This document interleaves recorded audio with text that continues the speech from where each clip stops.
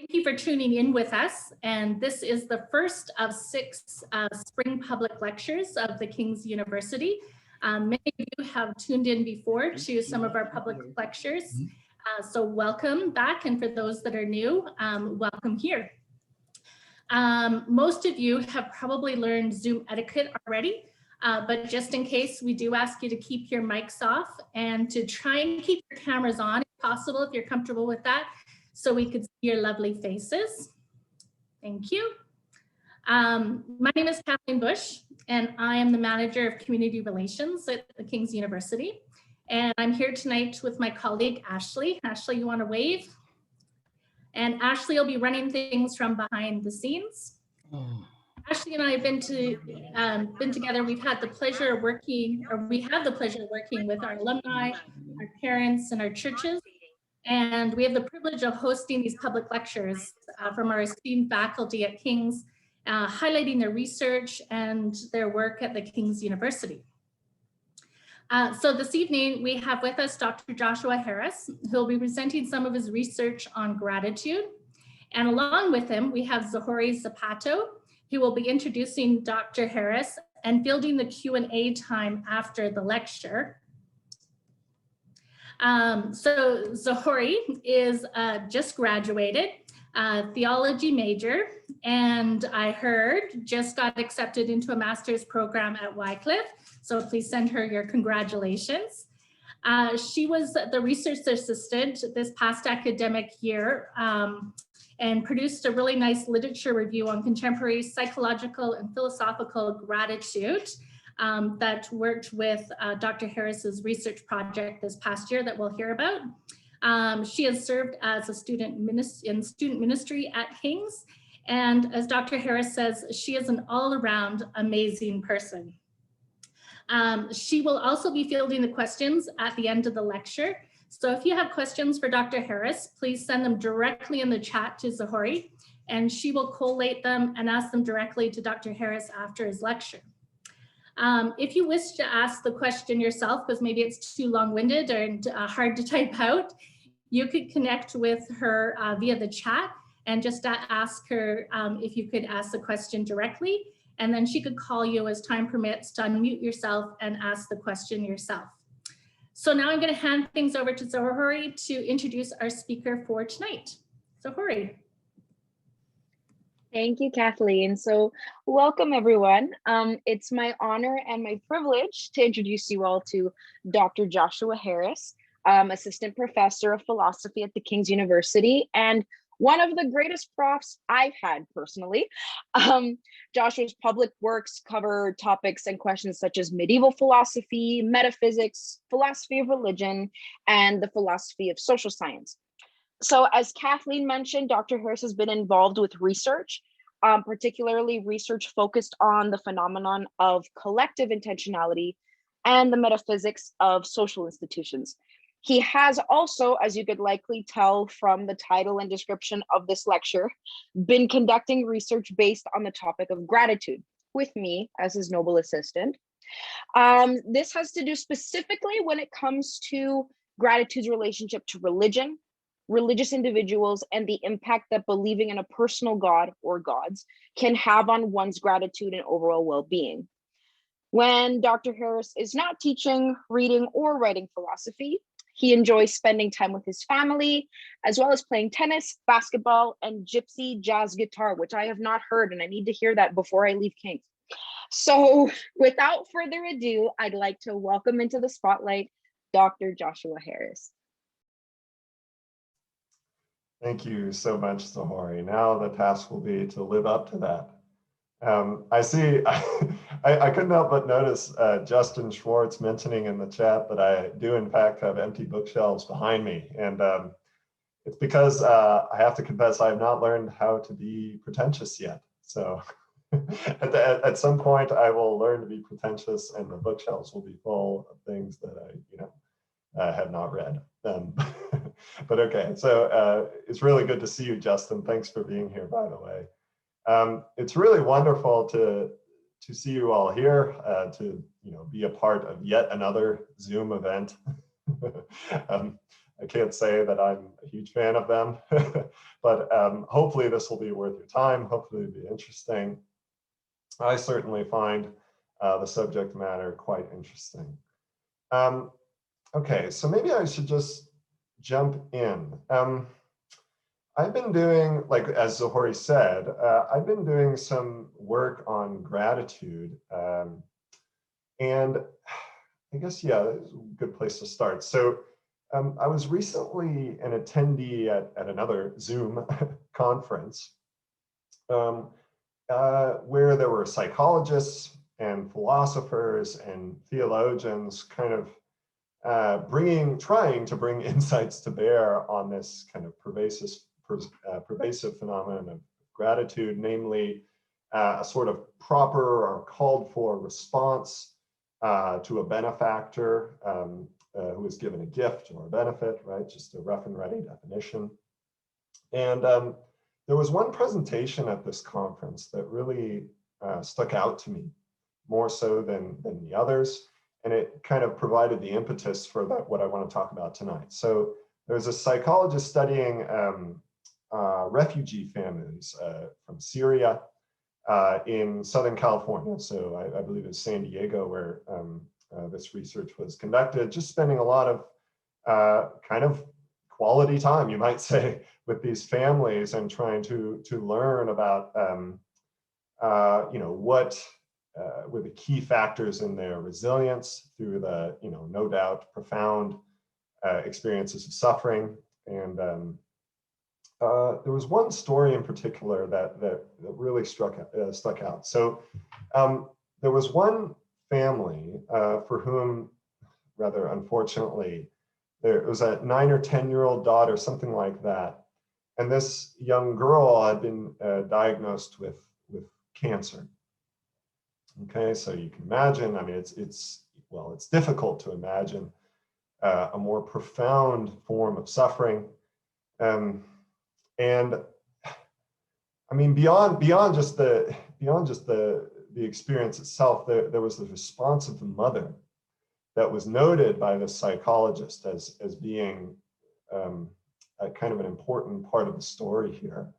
And what the mother would say, and it was something that she would repeat to herself, is something that would be familiar to anyone who has spent any time in kind of Arabic-speaking Islamic cultures. It's a short phrase that goes, and I'm sorry for the horrible butchering of the language, but it goes, Alhamdulillah, Alhamdulillah. And this is something that the mother would repeat to herself, and perhaps counterintuitively, Alhamdulillah, if you don't know already, actually means something like thanks be to God. It means praise be to God or thank God, something like that.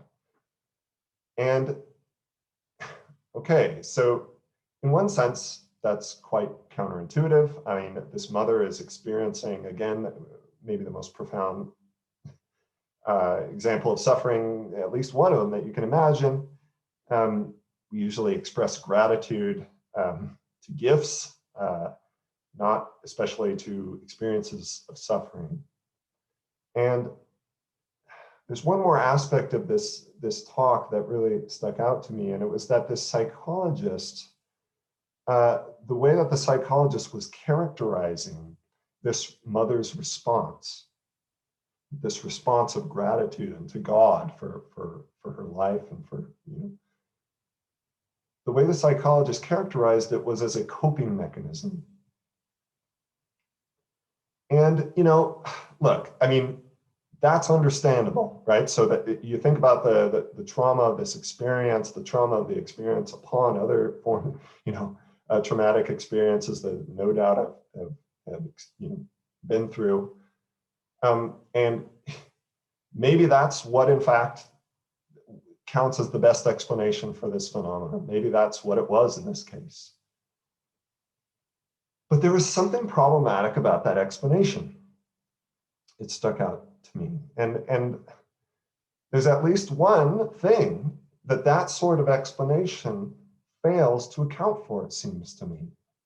And I think, and it'll be interesting to see if you agree in the Q&A, but the one aspect I think it fails to account for is, in some sense, what I'm inclined to call the sort of moral heroism of this mother who was willing to receive, this situation and yet respond in such a profoundly life-affirming way.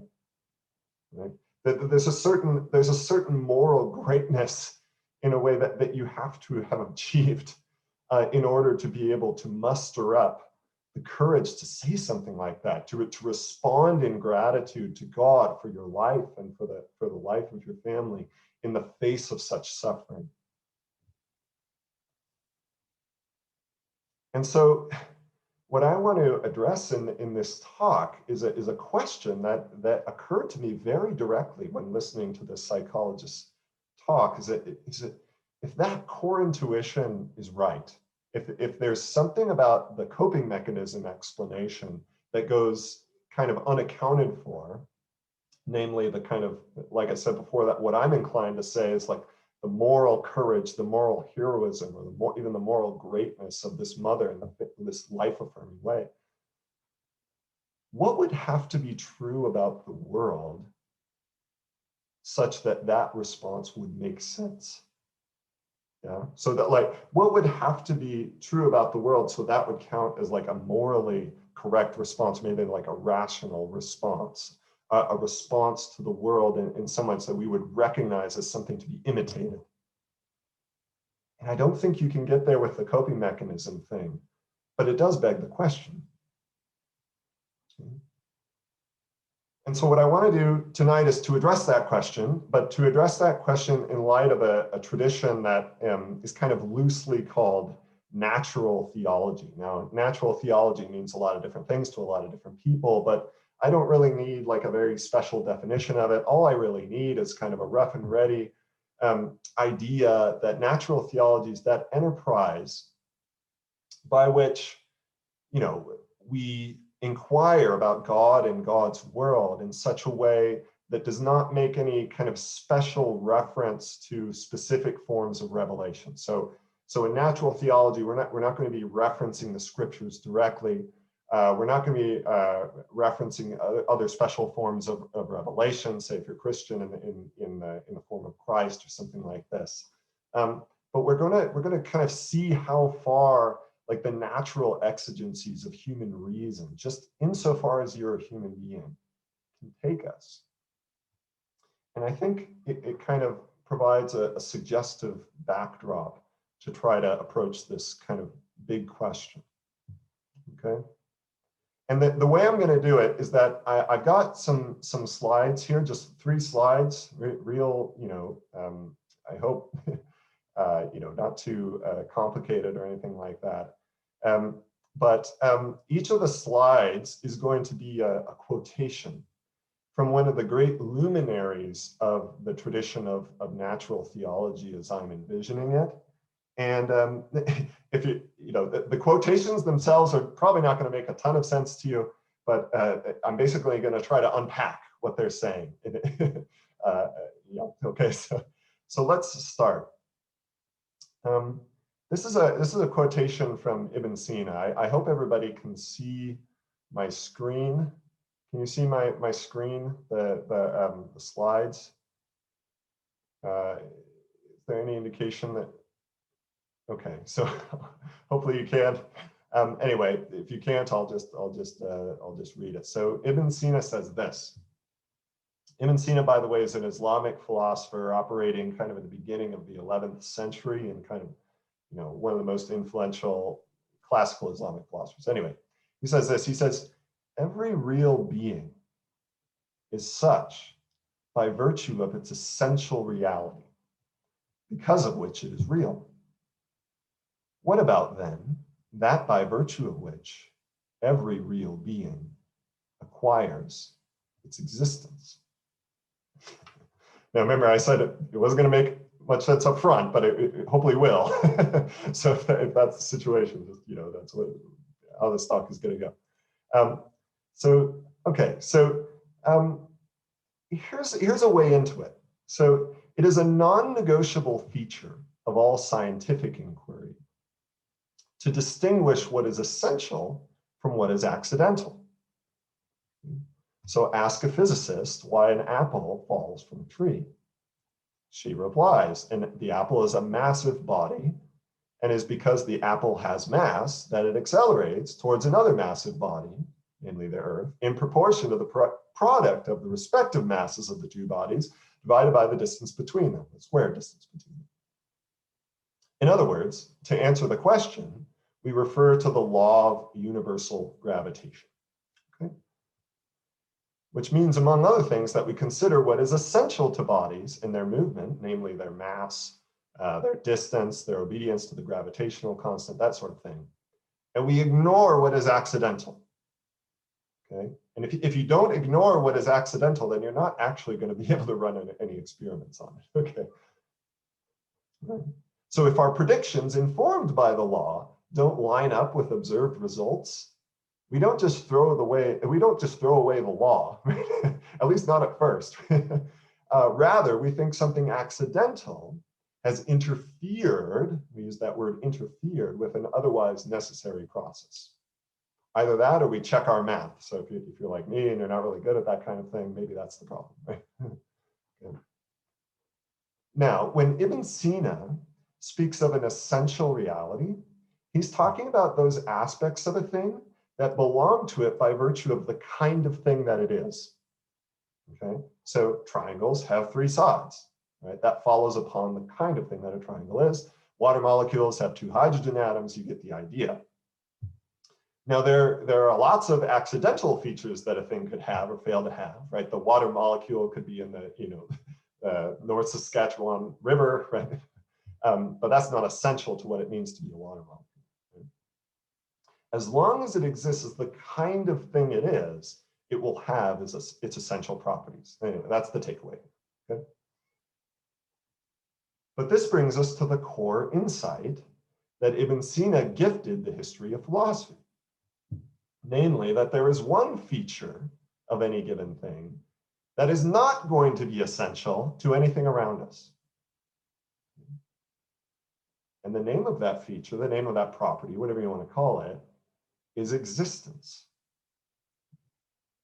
And this is actually a curious fact if you think about it. You and I, and the apple, the aforementioned apple, everything around us exists.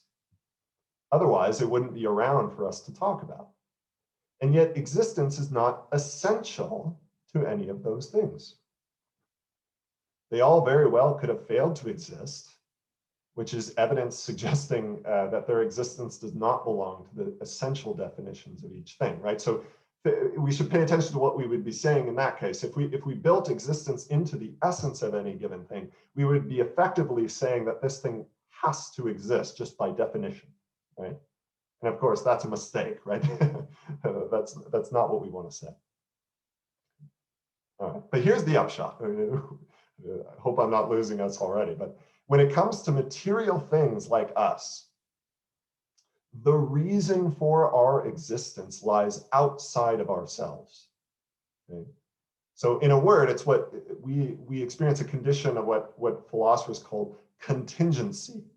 We exist contingently, which means at any given moment, our existence depends upon a myriad of factors beyond ourselves, right? And you can think about, I mean, obviously, your existence depended on your parents in the past, right?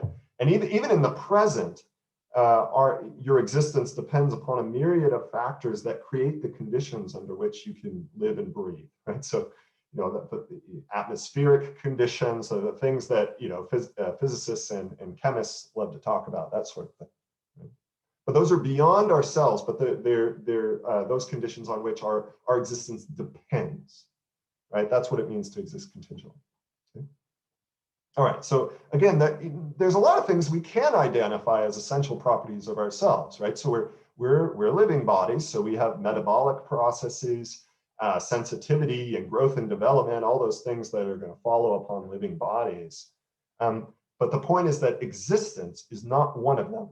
It's not one of those essential properties. I have to look beyond myself right? To my parents, to the fragile, frankly, ecosystems that are conditions for my existence, right? That's why we care so much about those ecosystems. In a word, my existence is received intimately and fully from things beyond what can plausibly be called my own. Okay? So that's the first step. So that was one of three. So let's see if I haven't lost you already. Let's see if we can make it to the next quotation.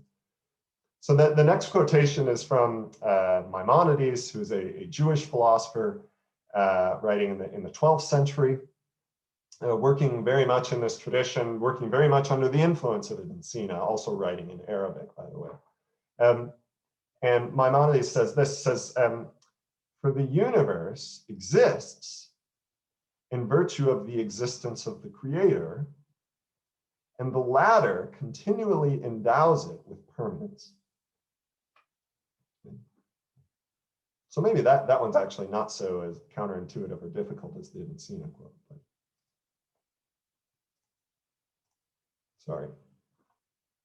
Now, okay, so we learned from Ibn Sina that material things exist contingently, and we learned that what it is to say that is that, my existence lies beyond what belongs to me by virtue of my essence, by the kind of thing that I am, and thus my own existence serves as evidence for the existence of those aforementioned sustaining causes, right? The things that are beyond myself that are conditions for my own existence. But the point can be pushed further. And indeed, I think that the sort of natural exigencies of human reason actually demand that we push the point further. And it's this fundamental condition, what we're calling contingency. It's not that it just characterizes individual arrangements of matter and energy that happen to populate our universe. But, and this is kind of the core thing that in Maimonides, is that it characterizes the whole of cosmic history. Now, okay, so I'm just a philosopher, I can't claim anything remotely like scientific expertise on these subjects, but so I have to take the cosmologists and the physicists at their word, and I have to take the pop cosmologists or maybe cosmologists writing at a popular level at their word. But the story of major discoveries in 20th century cosmology really is quite riveting, right? So, by the way, I'm working from Lawrence Krauss's book, A Universe from Nothing. It's kind of interesting, the first chapter. It says, that chapter begins with Einstein's self-described heart palpitations, having correctly accounted for the mystery, or what used to be a mystery, of Mercury's precessed orbit with his theory of general relativity. And then in the book, it moves to the priest genius, Lemaitre's development of Einstein's theory, implying cosmic expansion and the Big Bang, all that good stuff, to Edwin Hubble's kind of an empirical confirmation of Lemaitre, what was worked out mathematically in Lemaitre. And then ultimately to kind of the contemporary scene of theoretical physicists and cosmologists, what they're now calling cosmic inflation, inflationary theory.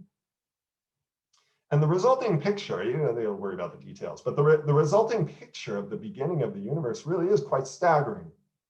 Right? So we have, if the inflationary guys are right, we have a faster than light expansion of the known universe from an incomprehensibly small region, all occurring for a similarly incomprehensibly small fraction of time.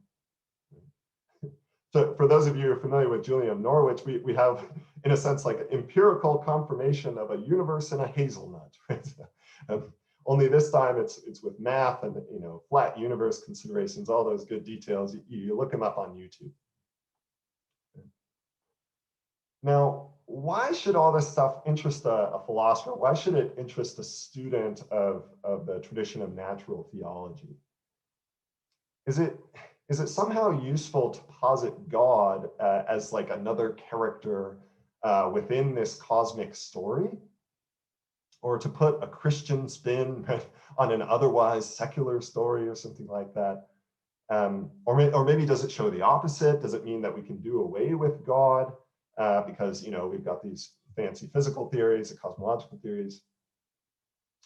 And I don't think really either of those things is right. I don't think either of those responses is really right. In fact, there's even a sense, I think, in which it does not matter at all whether the inflationary theorists are, completely right, or there's different versions, obviously, right? Whether they're completely right, completely wrong, or somewhere in between. What matters here for Ibn Sina and Maimonides is not when or whether the universe began, or whether it even began with a day with no yesterday, as Lemaitre kind of iconically put the Big Bang, right? What matters is something far more, I think, resilient and enduring than just kind of the latest and greatest cosmology. Namely, the fact that even this tiny pre-inflationary universe, if that's in fact what happened, right? The hazelnut, that itself is contingent in precisely the aforementioned sense. That is, the reason for its existence does not belong to it essentially. Okay?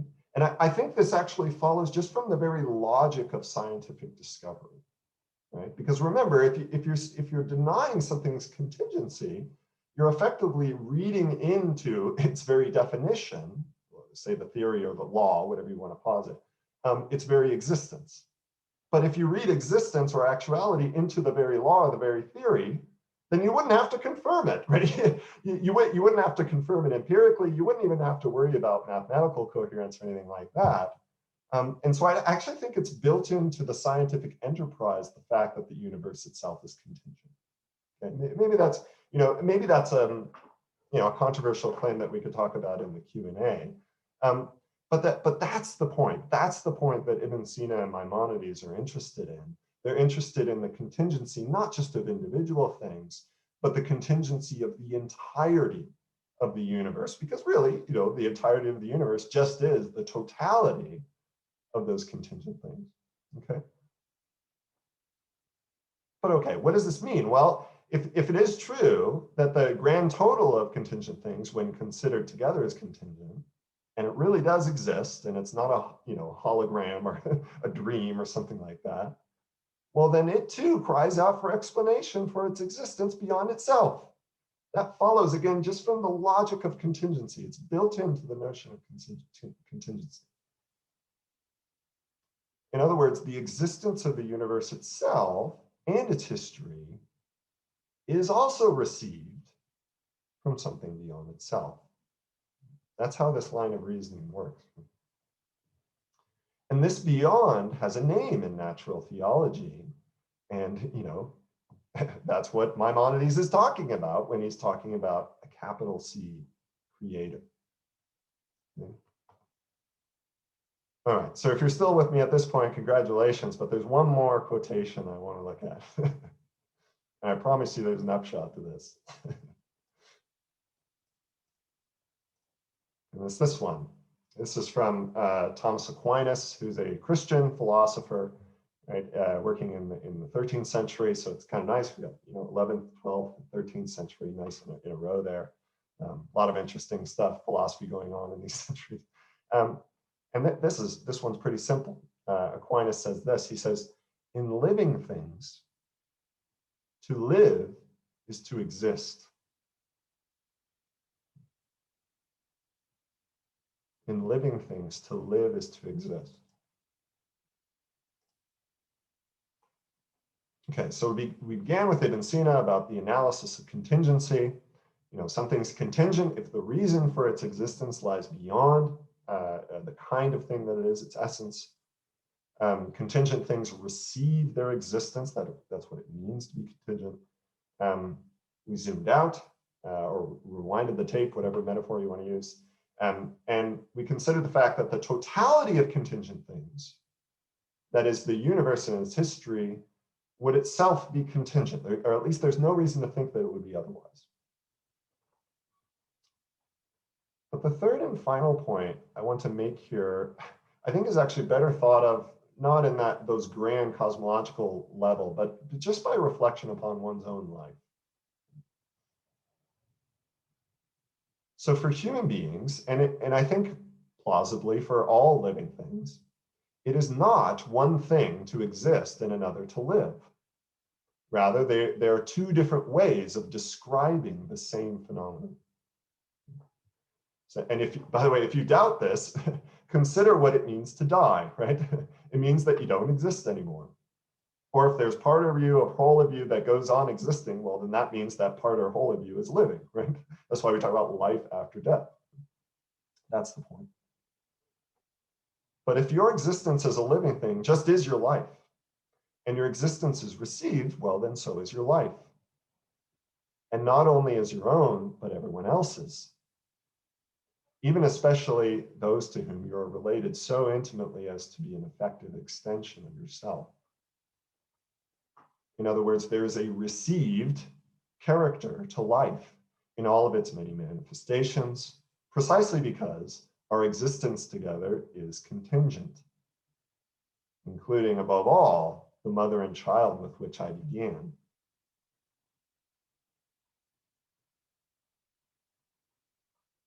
So if we're looking for reasons to think that the mother's gratitude might be appropriate to her situation, it might be in some way adequate to our moral vocation as human beings, like kind of what I was saying earlier, we might point to something like the sublimity of such a fact.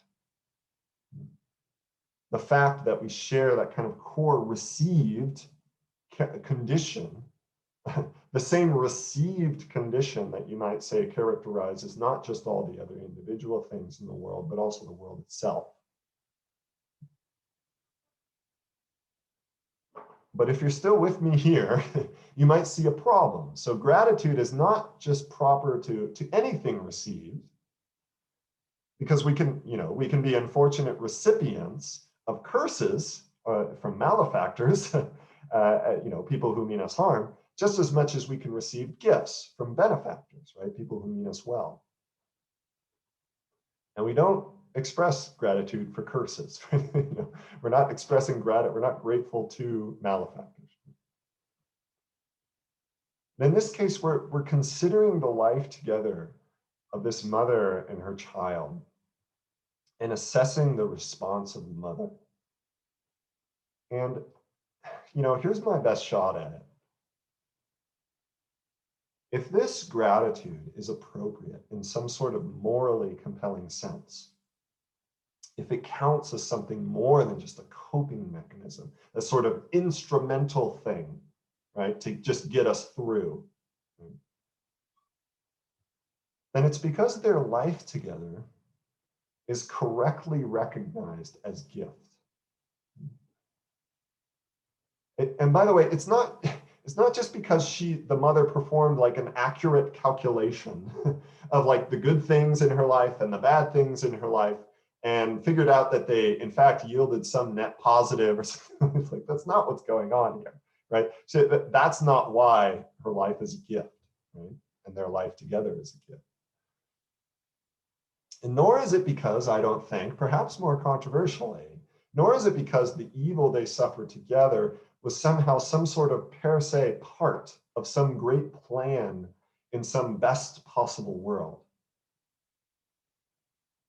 I think we are rightly, in fact, I think we should be repulsed by the thought of either of those rationalizations. And I think rationalization actually is probably the right word for that way of thinking about this. I think if this is really going to work, if this act of gratitude really is morally appropriate in this compelling sense, a sense that should compel all of us, right? It's because her life, their life together, maybe,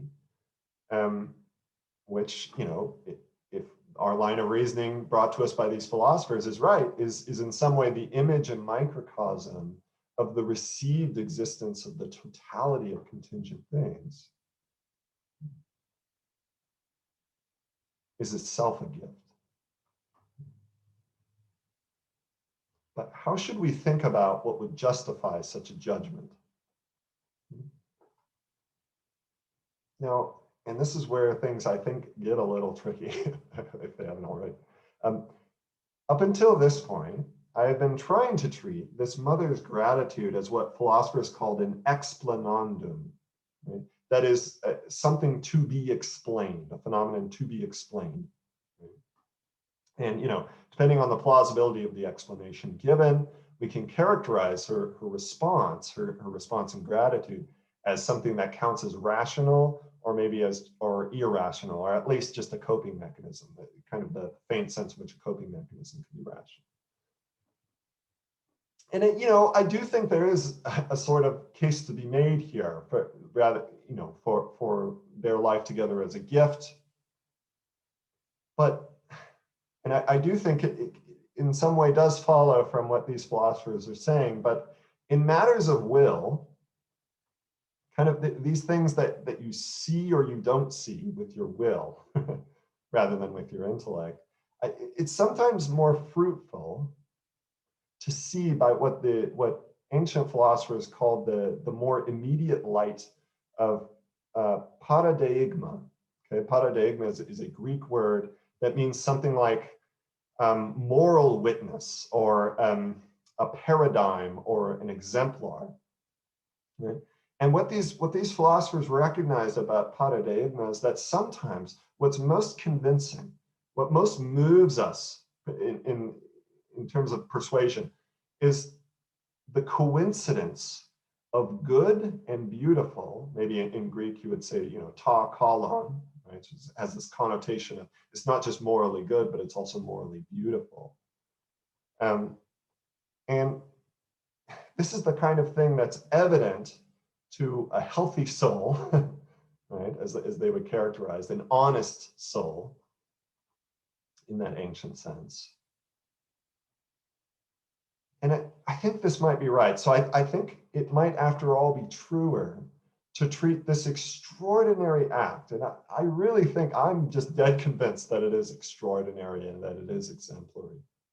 This extraordinary act of gratitude as in some way the premise of the reasoning, the premise of the argument, the thing from which we reason when it comes to deciding whether life itself is a gift or has a gift-like character. I think that this mother's gratitude is so inspiring, so in some sense obviously right, so life-affirming, that maybe it's in the end best to think of it as evidence for the gift-like character of our life and life together. Right? So it's not that the natural theology stuff is just totally useless. The natural theology stuff establishes the connection, right, between the two things. But I think in terms of what's really going to be persuasive, I do think that there's something about the moral witness right here. Okay, but anyway, we will talk about that in Q&A. Maybe I'll just say one more thing, and I'm sorry for going on so long, but say one more thing. At this point, and I don't really see a way around this. I think the sort of natural theology, remember natural theology is like, what can we say about the world and God's world kind of from natural reason without special reference to special revelation, that sort of thing. I think it can lead us to the doorstep of the question. But I don't think in the end it's going to be able to deliver the answer that we want. Okay? At least it's not going to be able to justify the answer that we want. For gifts, cry out for return.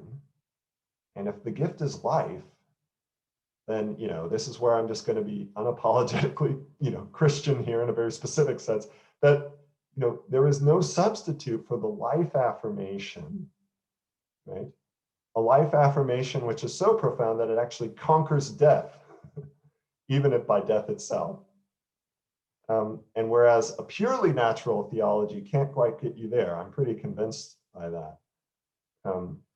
I do think that there's, in some sense, the natural theology can kind of take you to the doorstep from which it can kind of, commend thee on thy way, as it were, in an act of faith in Christ. And we'll see what you think of that. But that's, that's where I've gotten in my thinking about this. So I hope that made some sense. Thanks for listening.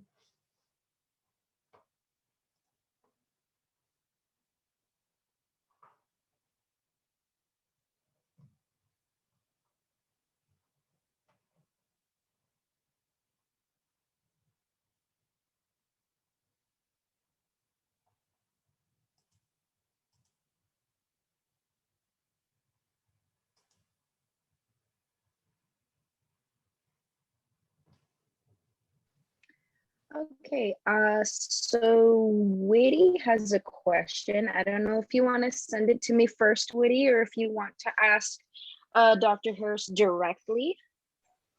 I'll just talk. I don't type fast enough. And plus, I don't even know what the question is. It's kind of more to provoke further discussion. Thanks, Josh, for that. That was, I'm no philosopher, so I'm not sure I tracked with everything that you said. But I'm sort of interested in, I guess while you were talking, I was kind of thinking about a couple of things. I was thinking of Kierkegaard and I was thinking of Sartre. And I wondered, I mean, there's that famous quote, right? Existence precedes essence. Mm. And I wonder whether in your mind, you would say that's a direct contradiction of the contingency theory or explanation. I mean, does it have any bearing? What would you say to that? Oh, I think that's really wonderful observation, actually. I think that is absolutely a connection here.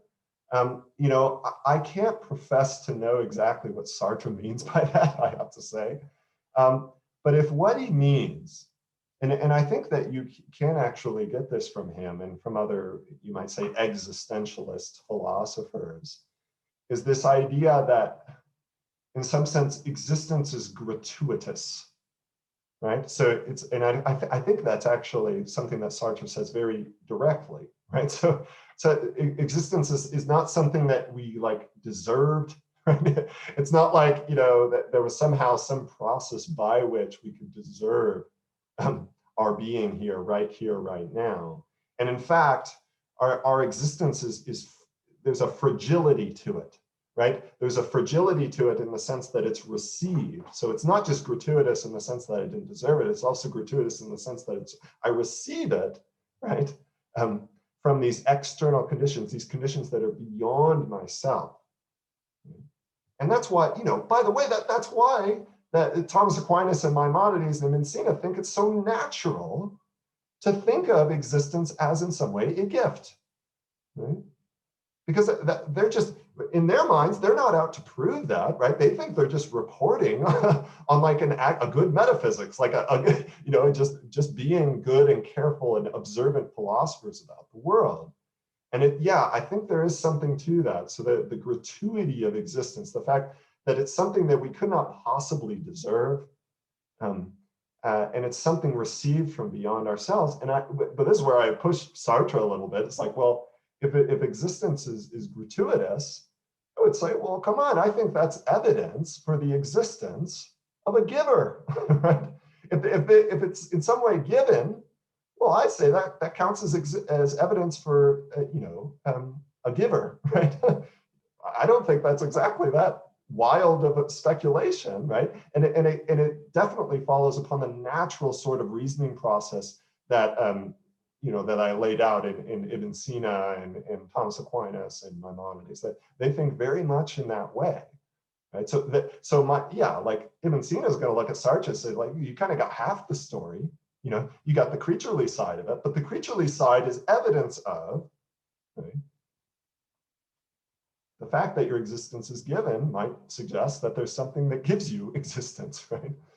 Okay, but maybe I'll shut up, but I don't know if that's what you're, along the lines of what you're thinking. Yeah, no, that's awesome. And then I suppose if you were continuing in that vein, maybe Kierkegaard comes along and gets it right. Yeah, maybe. Sort of, Sartre gets one half of it, but Kierkegaard as a Christian gets all of it. I don't know. Yeah. Anyway. And, you know, and we could talk about the technicalities of the philosophy, but I hope the upshot of it kind of comes through. Like there is a sort of sublimity, right? When I first heard the story of this mother's, you know, what to my mind really is remarkable, that like your response to this would be a response of gratitude. To me, that's serious. Like that's what it is to be human, you know, like wow, you know, you got it right, you know. And you know, I think that there is a sublimity to that you know makes sense in light of the story that's told by these philosophers. So like in some sense this does characterize the whole world. And it's at that scale, right? Microcosm, macrocosm, that sort of thing. Universe in a hazelnut. You should know, Whitty, because you've been studying Julian of Norwich this year, right? So I don't know, do you remember that part of her vision with Christ, right? Where he shows her in the palm of his hand, right? Anyway, okay, yeah.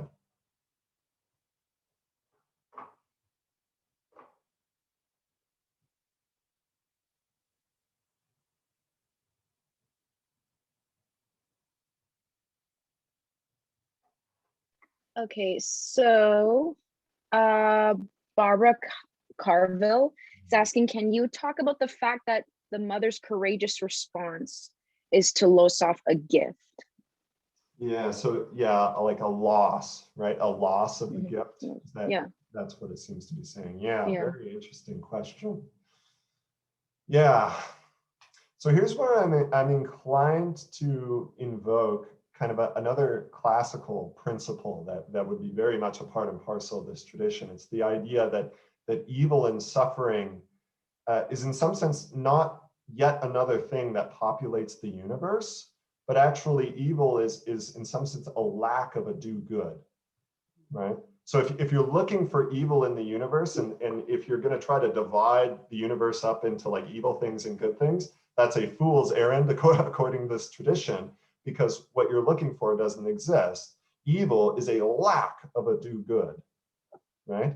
And so with the extraordinary suffering and pain of, you know, what may have been, I don't actually personally know this, but very well could be, you know, the loss of life in this situation, the lack, right, the loss of life there is absolutely, I mean, in itself, I think it would be kind of perverse to say that you're grateful just for that, right? That would be perverse, I think.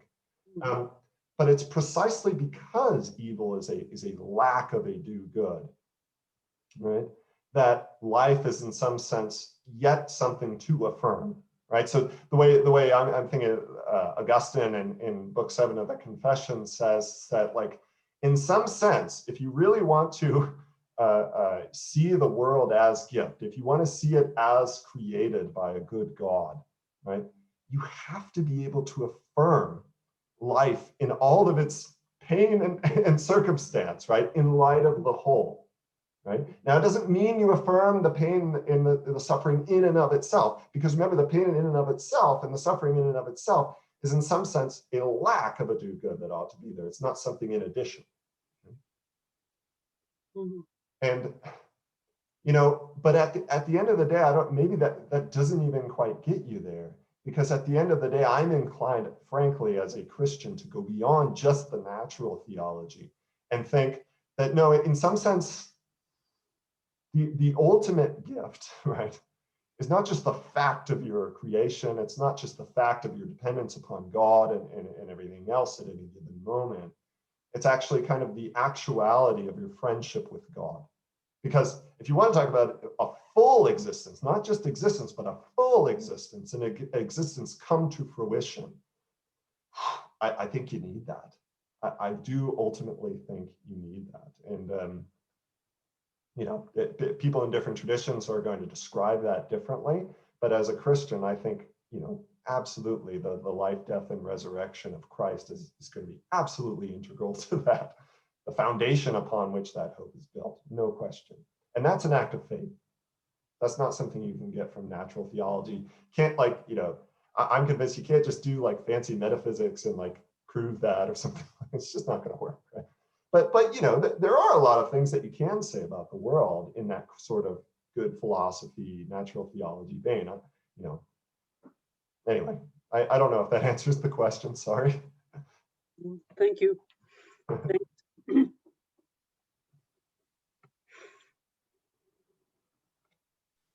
Okay, and sorry, hold on, the chat is just, here we go. So Justin asked, is this concept of existence a development in the metaphysics of Aristotle in these philosophers? If so, how is this addition of the concept of existence an important addition / breakthrough / tool to the Aristotelian tradition or toolbox? Like, how does the concept of existence as contingent instead of essential help us to be better philosophers or theologians? Yeah. He has a few other questions on top of that, but I'll let you answer first. Yeah. Thanks. Oh wait, no, wait, that's someone else. Sorry. Okay. No, that was somebody else. No, that was all that Justin had to say. Okay. Well, Yeah. I wouldn't be surprised if Justin had multiple questions, but that's a very beautiful and profound question. I'm inclined to think that what Ibn Sina gives us is, you might say, he gives us the theoretical tools, right? Or you might say the conceptual tools to give theoretical voice to what I think is ultimately a perennial human recognition, right? That, existence does not belong, right? Essentially to any material thing. Right? It's something given, it's something received. It's all the things that we said before. It's just that the vocabulary of what he calls wujud, right, existence, as distinct from mahia, which is essence or essential reality, doesn't matter, but really does give us kind of the conceptual tools to give voice to that, right? But I'm ultimately a realist. I ultimately think that all human beings do occupy the same world in some sense, and I do think that this is a perennial thing. Maybe it's not something that Aristotle really did a good job giving voice to, right? But that's how and I'm not afraid to say this. Some people are afraid to say this. I think it should count as a scientific development. It's a development of metaphysics in a scientific register. It's an insight, a conceptual breakthrough that had not yet been made. Some people are like, oh, but philosophy is not science, so you can't say that. But like, okay, well, whatever.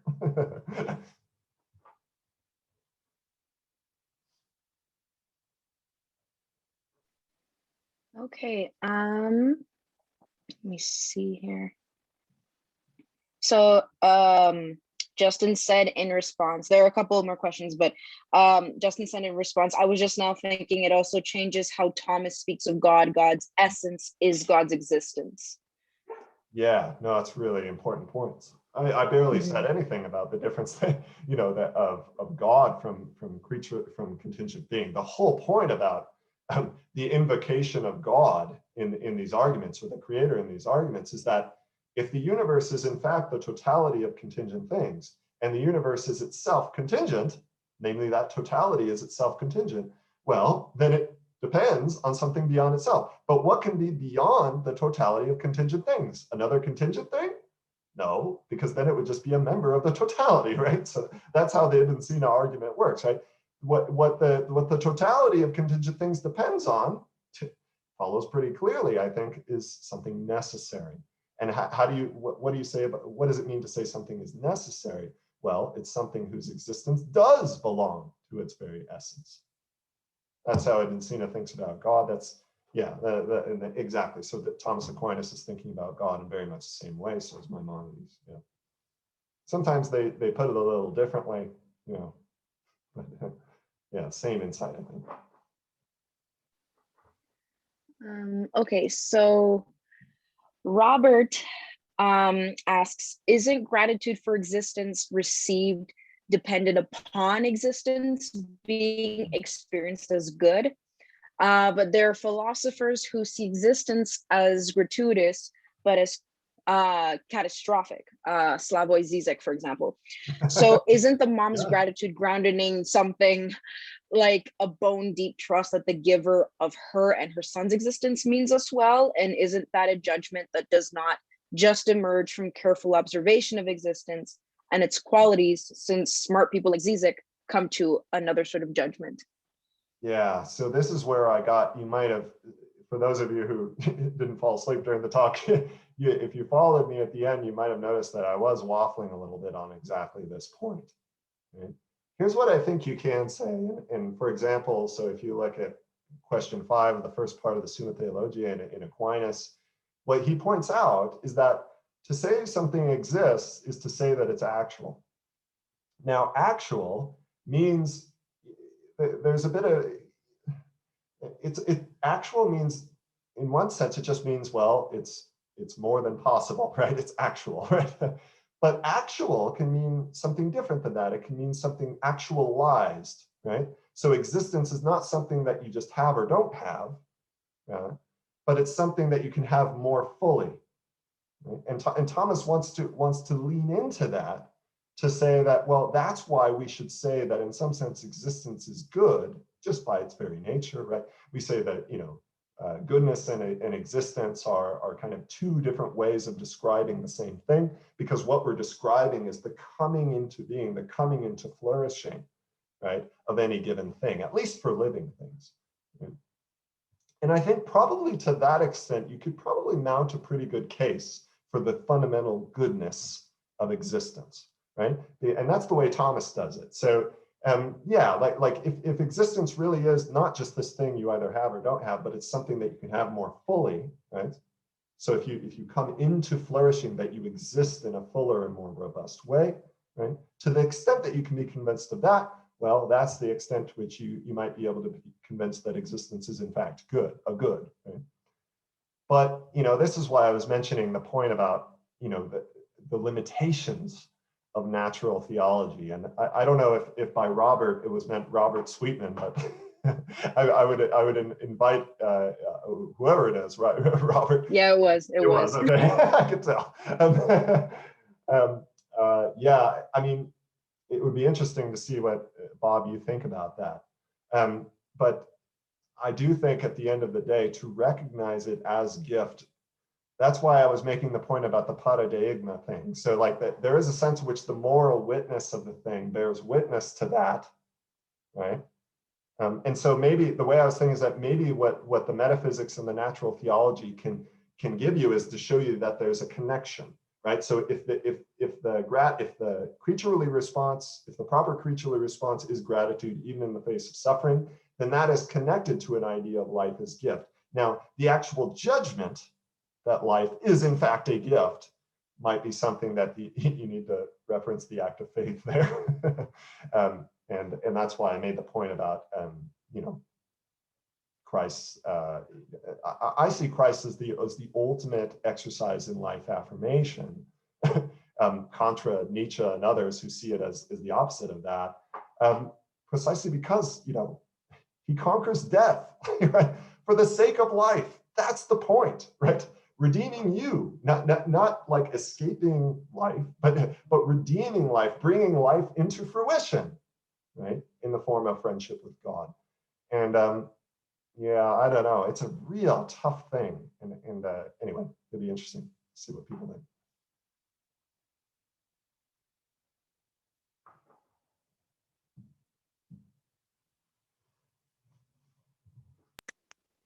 If anyone else has any questions as well, then, oh, here's another one. So this question is from Ron. I think you can see it in your chat too. If we accept the metaphysical understanding of God as the necessary being outside the totality of contingent things and upon which contingent existence depends, how do we then understand God as with us? How is the world then changed with the grandeur of God, to quote Gerald Manley Hopkins? How can we see the divine in creation? Yeah, it's really interesting. I appreciate the question, Ron.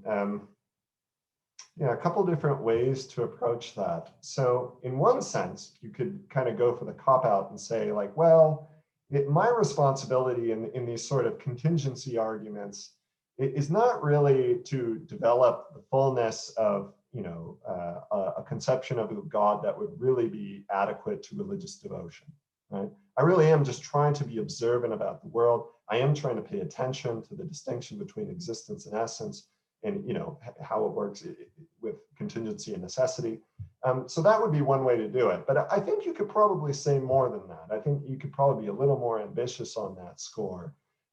In this sense, so if Ibn Sina is right, if Thomas Aquinas is right, if Moses Maimonides is right, then to exist just is to participate in the life of God. Right? That's what it means to exist, right? Because God's causality, right, if you want to put it that way, the causality of what is necessary cannot just be something that was like temporally in the past. Right? In some sense, that's the whole point of what I was saying before about how the exact details of the cosmology don't even really matter, right? Because the logic of contingency is that at every living and breathing moment, right, that you depend for your existence upon God. Right? That's the idea. So like when Maimonides says, what does he say? So like, yeah, the universe exists in virtue of the existence of the creator. The latter continually endows it with permanence. So it's like the very fiber of your being, down to your very existence, right, is something that is intimately participatory. It absolutely is something that is, is intimately related to the life of God. Now look, again, you don't want to push the natural theology too far, right? Because the natural theology has limitations. We should recognize those limitations. Every one of those philosophers that, Ibn Sina, Maimonides, Aquinas is all gonna agree with that, right? But I do think it is suggestive, right, of a picture of the world that is distinctively human, right? So anyone who can recognize the distinction between existence and essence and is willing to follow it through, including Zohori in my medieval philosophy class, trying to make sense of Ibn Sina. I don't know if you remember that, Zohori.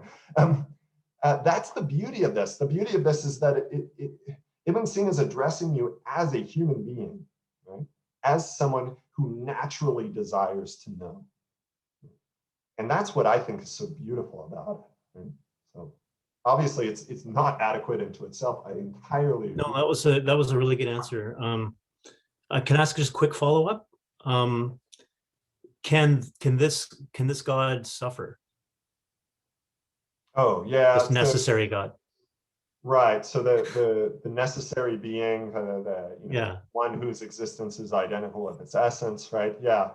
No, it's not going to be the kind of thing that suffers, right? Because to suffer would be introducing potency into God. There's metaphysical reasons to think that this is not possible. But obviously in the Christian tradition, right, we do have this, obviously the life, death, and resurrection of Christ, communicatio idiomatum, right? So this idea that we can say that God suffers precisely because God is, in his person, identical with Christ. He just is Jesus Christ, right?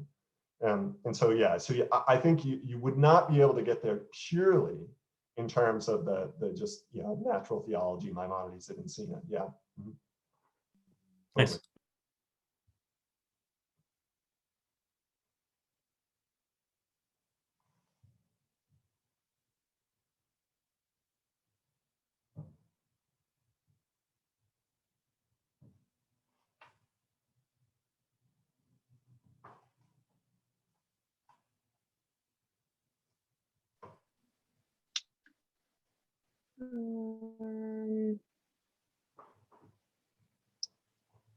Not sure if anyone else has any. Oh, Woody has another question. Do you want to ask it yourself, Woody? I totally realized I should have asked people if they wanted to voice their questions. It's not a question, it's just an observation. Oh, okay. The contingency thesis does not actually require intellectual assent. It just is. That's interesting. Can you expand on that, Whitney? I'm not sure. So in other words, if we're arguing that it is essential and necessary, It doesn't actually matter whether we believe it or have some kind of intellectual assent to it, because it's going to exist outside of whether we believe it or not anyway, right? Oh yeah, but yeah. So I see what you're saying. So I think I see what you're saying. So I think Ibn Sina and Maimonides in Aquinas would just say, yeah, it has that in common with like other scientific things too. Like like scientific laws that like don't care if you believe in them or not. They're going to go on existing. Right? Like Exactly. that's how they see it. They're realists about this, right? They do think they're having insight into the world as it really exists, right? In some ways, indifferently to us, pathetic human beings. But yeah, so if that's what you mean, I think that, yeah, I think that resonates with what, these guys think. Yeah.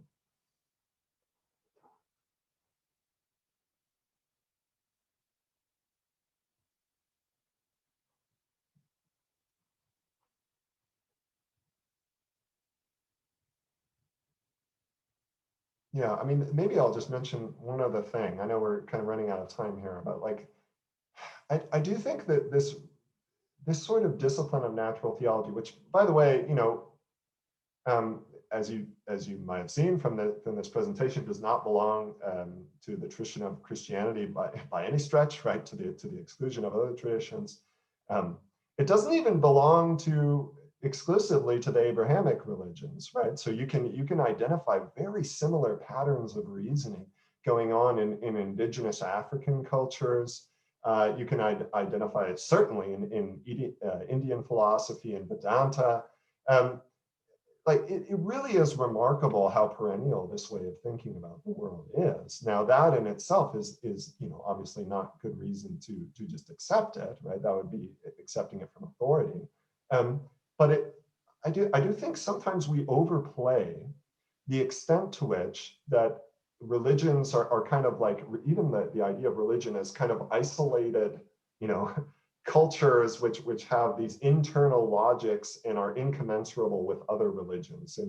But like that doesn't make sense if we're human beings and we share a world, right? Like I just don't, in the end, I don't buy that. And that's what I really appreciate about this way of thinking, right? The way of thinking that really does think that there's something intellectually at stake in thinking about the world and its relationship to God, right?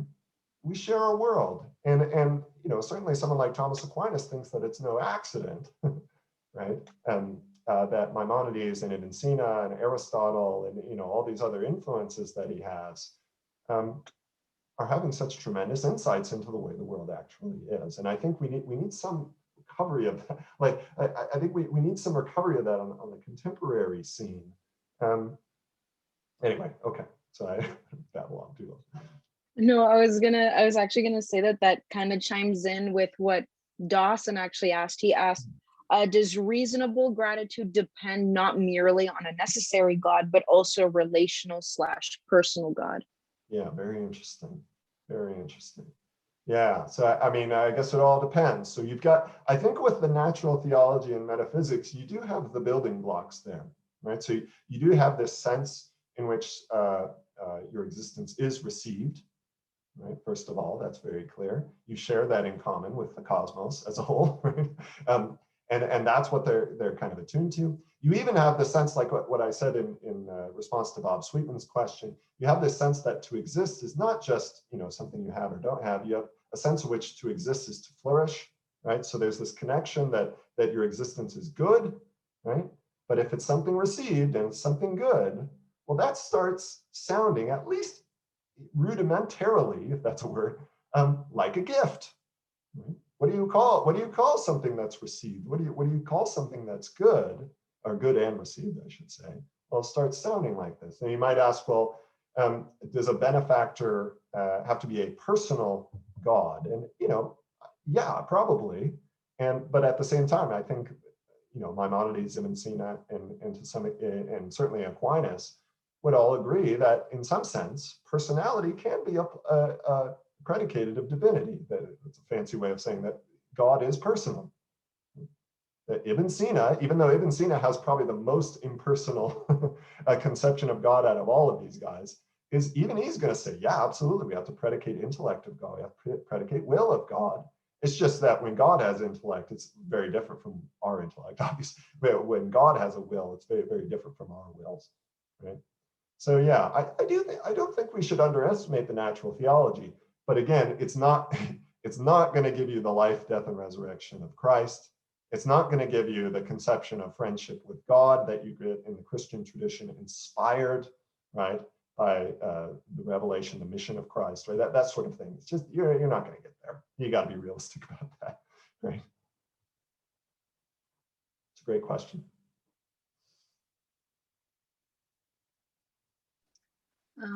Let's see, and Justin once again says, what Whitty said made me think. The concept of existence also impacts how we talk about how we come to know things.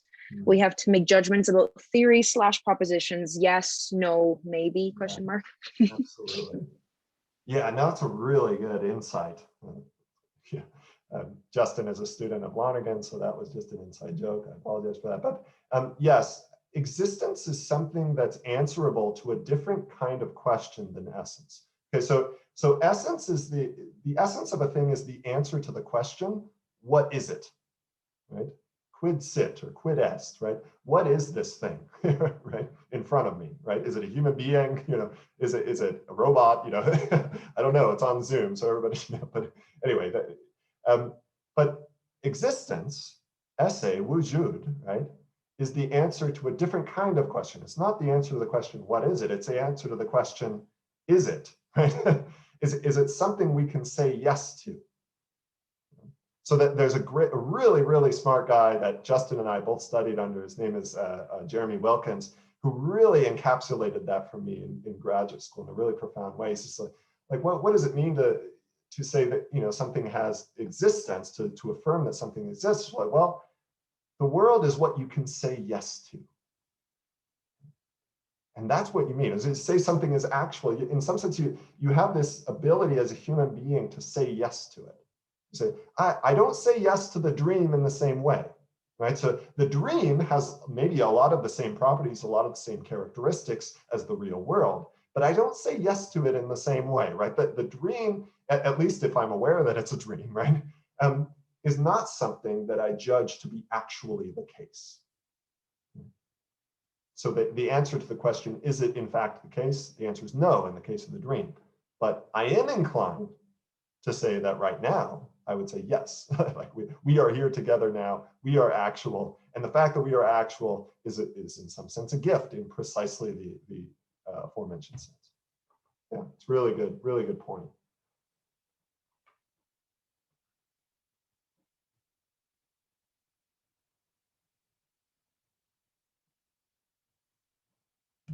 Yeah, can I just mention something real quick?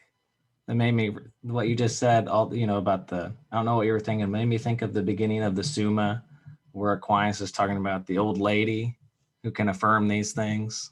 You know, and you're just talking about affirming the gift sort of thing. So just put me back to anyone can do this sort of thing. Yeah, what you're talking about. Yeah, I mean, it's a little brutal on the part of Aquinas to talk that way, obviously, right? We wouldn't want to talk that way now, but the vetula, right? Yeah, so someone who hasn't actually, you know, has probably done better things with her life than study philosophy, this sort of thing. But absolutely. So if you know, if all this philosophy stuff, if all this distinction making is going to be worthwhile. Well, why is it going to be worthwhile? Well, because it's going to be to give voice to, right? Something with the eyes of faith it has already seen, in a sense, right? give us a way of talking about it and communicating it. And that's what Thomas means, I think, in the first question of the Summa, like you were saying, Justin. And like that's what's going to make it worthwhile. You know what's not going to make it worthwhile is if there's a bunch of internet bros like arguing on, you know, some forum or something. Like if that's all it is, then this is a waste of time. We should not be dedicating time and resources to it, right? But if we're giving kind of theoretical voice to these kind of beautiful aspects of the human experience, like I think above all that this reaction that this mother expressed, at least through the eyes of the psychologist, right, in her study, That's something I can be invested in. That's something I think is actually worthwhile. I don't know if that kind of gets the point.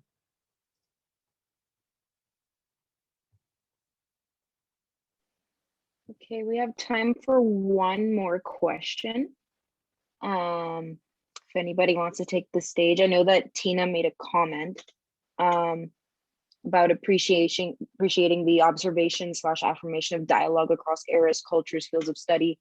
And she also really liked the idea of moral heroism and moral witnesses. So she says, thank you, Josh. And then Paige also says, thank you, Josh. Great to see your faces. Blessings. Have a great evening. So if no one else has any more questions, then I will hand this all back over to Kathleen. Perfect. Thanks, you guys. Josh, I was thinking how fun it is to have some of your professors here, as well as your colleagues, as well as your students. It's kind of a nice discussion to have with all of those voices here tonight. So thank you everyone for coming. Next week, Dr. Jeffrey Dudiak is going to be sharing about wisdom from Ecclesiastes. And I've asked Jeff just to do a 2-minute commercial about what he'll be sharing about next week. So over to you, Jeff. Well, just quickly with respect to tonight, Henry Skurman once told me that the way to build a university department was to have the courage to hire people who were better than you were. And with respect to Dr. Harris, mission accomplished. As you are no doubt aware, we're speaking of next week, the term philosophy comes from 2 Greek words, philia, which means love in the sense of a friend, and Sophia, which means wisdom, such that philosophy is generally taken to mean the love of wisdom. Now, I have spent 2/3 of my 60 years studying philosophy, and 2/3 of those years teaching philosophy, both to undergraduates and sometimes to graduate students. So you can imagine my embarrassment when I woke up one morning and realized that I was not quite sure exactly what wisdom meant. As I pondered this personal humiliation, it occurred to me that at least a part of my ignorance was that we as a culture have become alienated, both from the quest for wisdom and from an awareness that in abandoning this quest, we have lost anything at all. We all know where to turn for information. Just say, hey, Google, and the hits just keep on coming. And we all know where to turn for knowledge. Just look for somebody in a lab coat. But where as a culture do we turn for wisdom? What is wisdom? And what does a wise person in our time look like? In a desperate attempt to share my pain with others, last semester I seduced 13 students into accompanying me on a quest for wisdom. Some of them will join me next week as we share with you some of our thoughts and implicate you too into some of our perplexities. We hope that some of you will join us. Good, thank you, Jeff. And my own child is in that class, and I know how much it's meant. So I'm looking forward to Jeff sharing. And also, I think your students are joining us next week as well. Is that right? Yeah, so that's great. I have posted in the chat if you'd like to register for next week or any of the other courses. You can find it on our King's website. As well, we are posting our public lectures on the King's YouTube page. And there are a couple of King's universities, so you do want to check the one specifically in Edmonton as opposed to any King's universities elsewhere. Otherwise, the public lectures will be very diverse and different from what we're offering. So, so we do invite you to join us again next week and for any other lectures. Thank you so much for coming and for this dialogue. Thank you, Zahori and Josh, for sharing tonight. And we hope to see you all next week.